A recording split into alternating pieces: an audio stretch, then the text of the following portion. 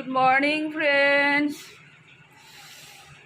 Welcome back to my channel. তো সবাই কেমন আছো? আশা করি সবাই ভালো আছো, আর আমিও ভালো আছি। আর এই যে ঘুম থেকে উঠছি, দেখতেই পাচ্ছ। তো ঘুম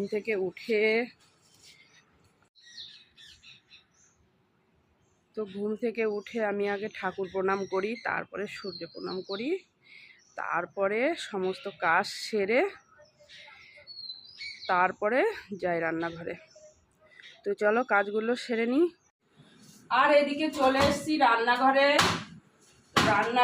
এসে এই যে আটা মাখছি, দেখতেই পাচ্ছ। তো আর এখানে তাওয়া বসিয়ে দিয়েছি, আর এখানে দুধটা গরম হতে দিয়েছি।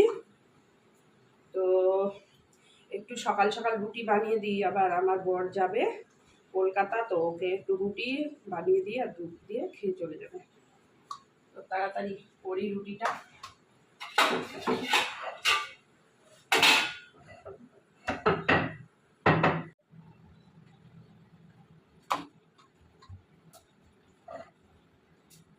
উফ, প্রচন্ড গরম। সকালবেলা ঘুম থেকে উঠে বন্ধুরা এত গরম, সকালেই সহ্য করা যায় না। সাংঘাতিক গরম বন্ধুরা। তোমরা কে কেমন আছো বলো? এই গরমের মধ্যে সবাই একটু সাবধানে থেকো। একদম ভালো লাগে না এই গরমের মধ্যে, অসহ্য, গায়ে আগুন জ্বলে যাচ্ছে।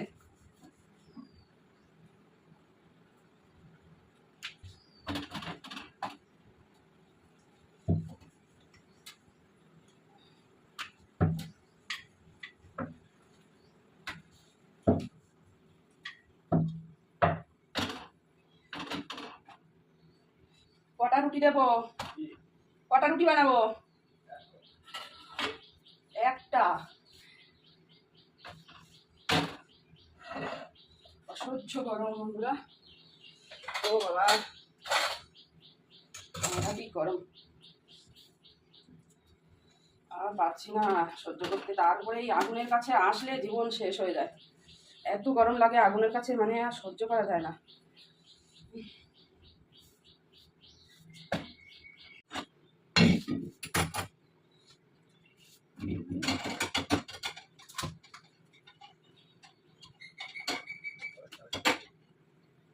হ্যাঁ,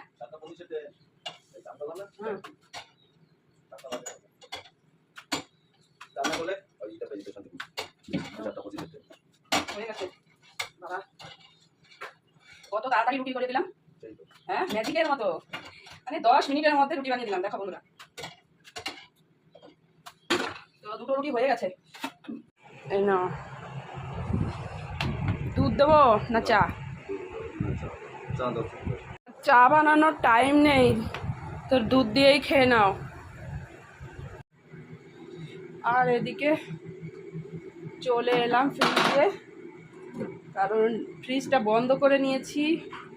একদম মানে একা একা হচ্ছে না, দেখো একা একা হচ্ছে না। তো এই যে মাছ রেখেছিলাম, তো এখন মাছটাকে বের করে রাখবো। একদম দেখো পুরো মানে পাথর হয়ে গেছে, মাছটা পুরো পাথর হয়ে গেছে। তো এটা কিছুক্ষণ না রাখলে মানে বরফটা আর হবে না, গলবে না। তো আমার রান্না করতে দেরি হয়ে যাবে, তো তার জন্য মাছটাকে বের করে রাখলাম। ডিশ নিয়ে চলে এসেছি, কারণ এখানে আছে হচ্ছে গাঠি কচু।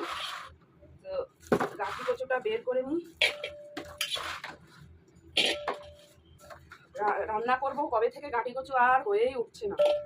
অনেকদিন এনে রেখেছি, তাহলে আবার নষ্ট হয়ে যাবে গাঠি কচুটা।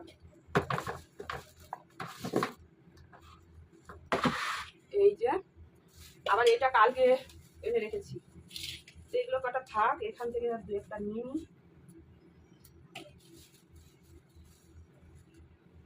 ওরে বাবা, সাংঘাতিক গরম, টেকা যাচ্ছে না, সাংঘাতিক গরম। তো এখানে 1 কেজি ছিল 500 করে। তো এই কটা রেখে দিই, আর এই কটা নিয়ে নিই। ভালো করে দিতে হবে।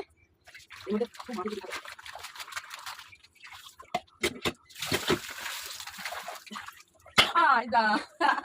কি হয় তাড়াতাড়ি করতে গিয়ে পড়ে যাচ্ছে।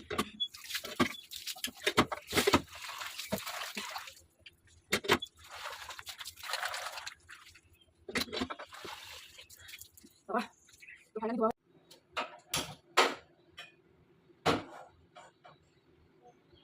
তো কচুটা এখানে সিদ্ধ বসিয়ে দিয়েছি আর ঢাকা দিয়ে দিলাম।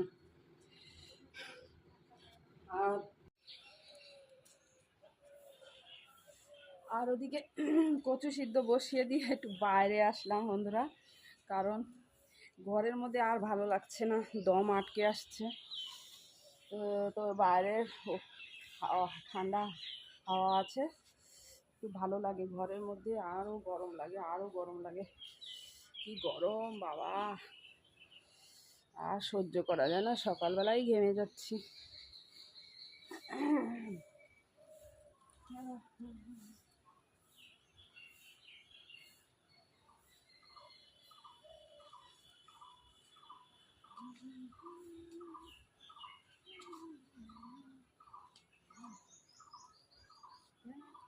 La la la la la la la la la la la la la la la la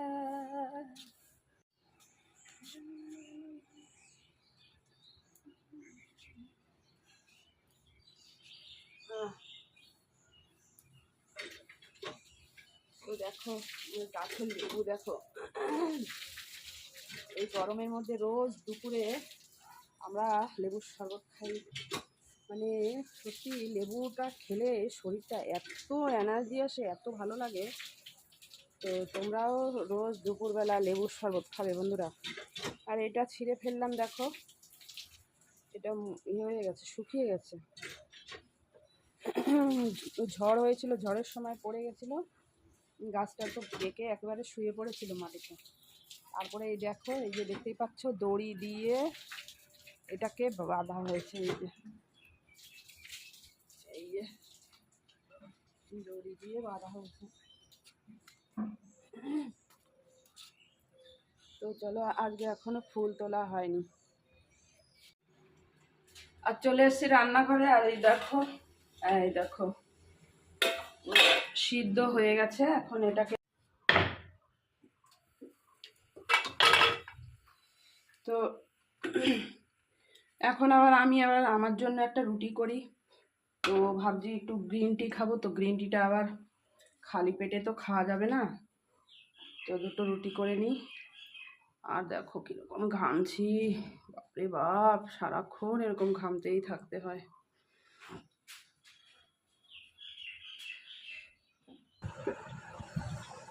আর এদিকে চলে এলাম রুটি আর এই যে সঙ্গে দুধ নিয়ে, দুধ দিয়ে রুটি খাবো আজকে। রুটি ছিঁড়ে নিই।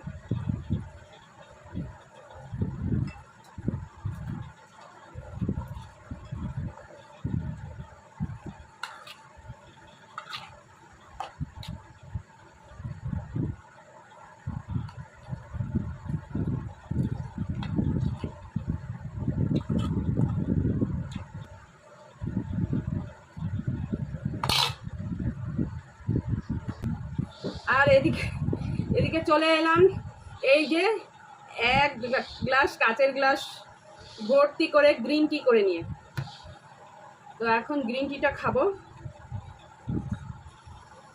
একটু চিনি দিই না বন্ধুরা আমি, তো এটা আমার সত্যি খাওয়া হয় না। আমি কাজে সবসময় ব্যস্ত থাকি, তো টাইম পাই না। তো আজকে যেহেতু আমার বাজারে যেতে হয়নি, তাই আমি আজকে হাতে টাইম পেয়েছি, তাই একটু খেয়ে নিচ্ছি। তো চলো গ্রিনটা খেয়ে নিই।